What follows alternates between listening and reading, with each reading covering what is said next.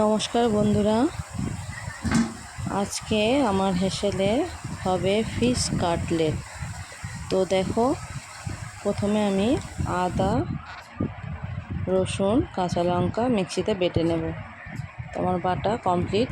এদিকে দেখো, আমি পেঁয়াজ কুচি, লঙ্কা কুচি, ধনেপাতা কুচি করে রেখে দিয়েছি।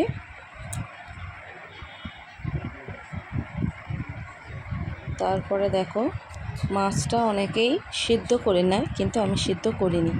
আর আমি অল্প তেলে শ্যালো ফ্রাই করে নিয়েছি মাছটা। আর এদিকে দেখো, আলুটা সিদ্ধ করে নিয়েছি। তারপর মাছ থেকে আমি কাঁটাগুলো বেছে বের করে নেব।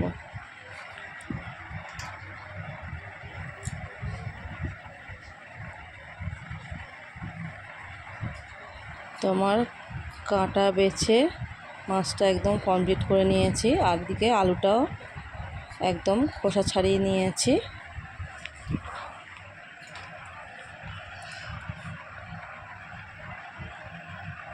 তারপরে দেখো কি কি উপকরণ লাগছে।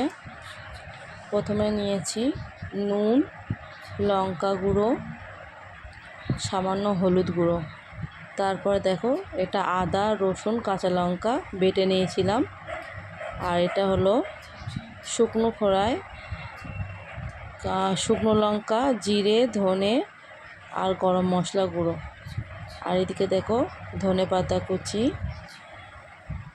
পেঁয়াজ কুচি আর কাঁচা লঙ্কা কুচি নিয়ে নিয়েছি। এবার সব উপকরণগুলো ভালো করে মেখে নেব।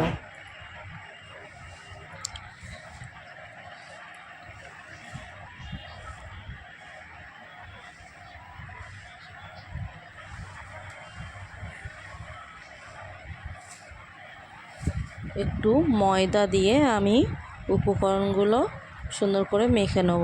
তারপরে দেখো, মেখে আমি এইভাবে শেপ দিয়েছি।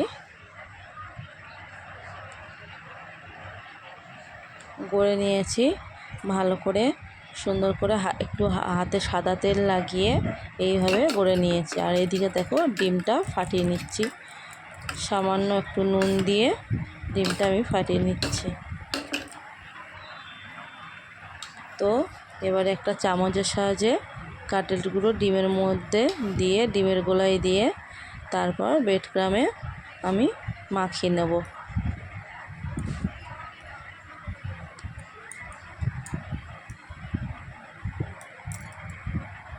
কড়াইতে তেল গরম বসিয়ে দিয়েছি।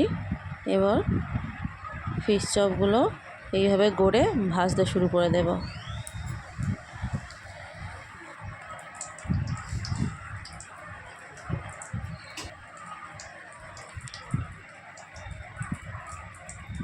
লো ফ্লেমে ভাজবো, বেশি জোরে দিলে পুড়ে যাবে।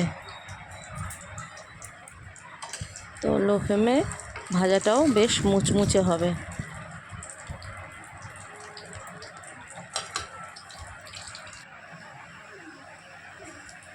দুদিকে লাল লাল করে ভেজে নেব।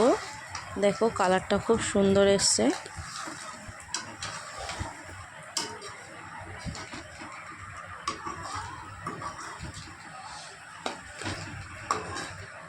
তো আমার ভাজা কমপ্লিট। এবার প্লেটে তুলে নেব।